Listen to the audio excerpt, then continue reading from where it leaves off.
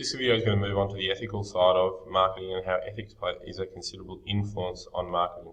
And it influences marketing in a whole host of ways, from the perspective of truth, accuracy and good taste, potentially products that may damage health, fair competition and also sagging. So in terms of truth, accuracy and good taste, well, firstly, ethical issues are the moral factors that affect marketing decisions beyond the legal requirements.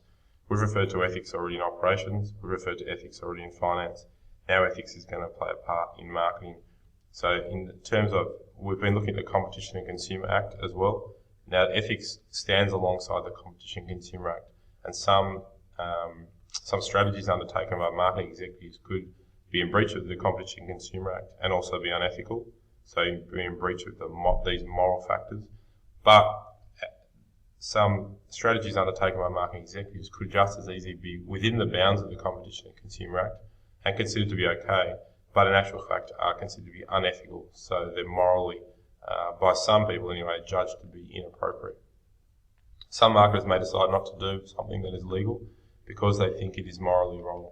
And additionally, if a business thinks the customer will think that what they're doing is morally unethical, that they may actually stop that, or they need to consider the fact that that's going to harm the business's reputation. And from an ethical perspective, they need to seriously consider whether they should continue on that path and utilise that strategy or whatever that strategy is. So the first element of ethics that we'll look at is truth, accuracy and good taste. And that means issues such as misleading advertising, for example.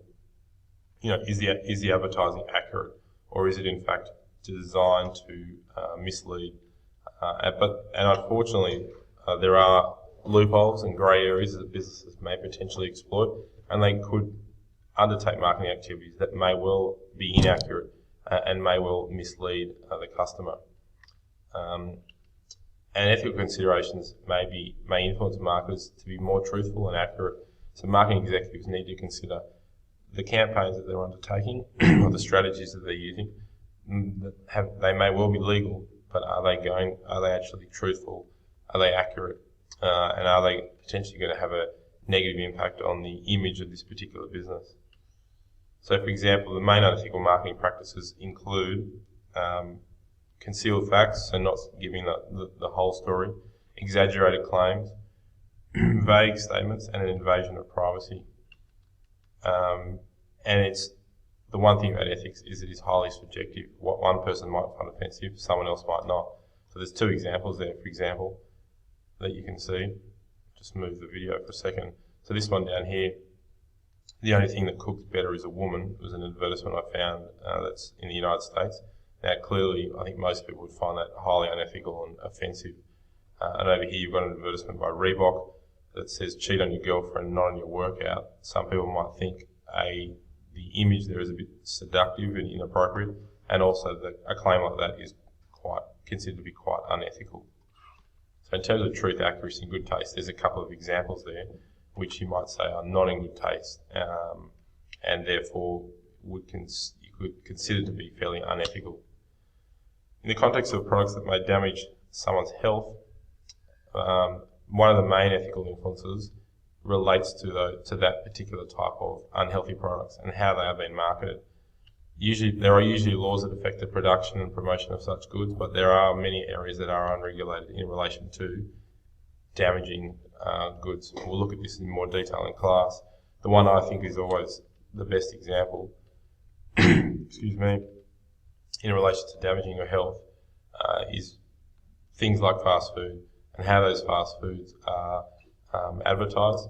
And increasingly, however, down here I've got live betting and and how much live betting ads are on TV shows during sporting events, and often on the jerseys or the clothing of sporting teams. In terms of fair competition or the engagement in fair competition, there are laws that aim to ensure fair competition, but there are loopholes, there are grey areas that marketing executives may exploit.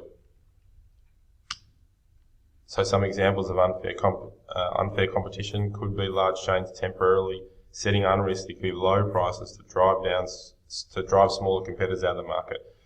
Exactly what the large supermarkets like Coles and Woolworths have done in relation to bread and milk. And a lot of dairy farmers have gone out of business because they've been forced to accede to these demands from Coles and Woolworths. There's nothing illegal about what they're doing, but in terms of fair competition, you may well say that that's unethical. And I know many people have stopped buying the $1 a litre milk for that very reason. They think it's not fair. Additionally, another example could be advertising campaigns that make insults or allegations about competitors or make misrepresentations about a competitor. Again, bordering on illegal, but not in breach of anything in the Competition and Consumer Act, but you could deem such actions to be quite unethical. The last ethical influence is sagging, or selling under the guise of market research or survey. And that's where a salesperson pretends to be conducting market research, but in actual fact they're trying to sell a product.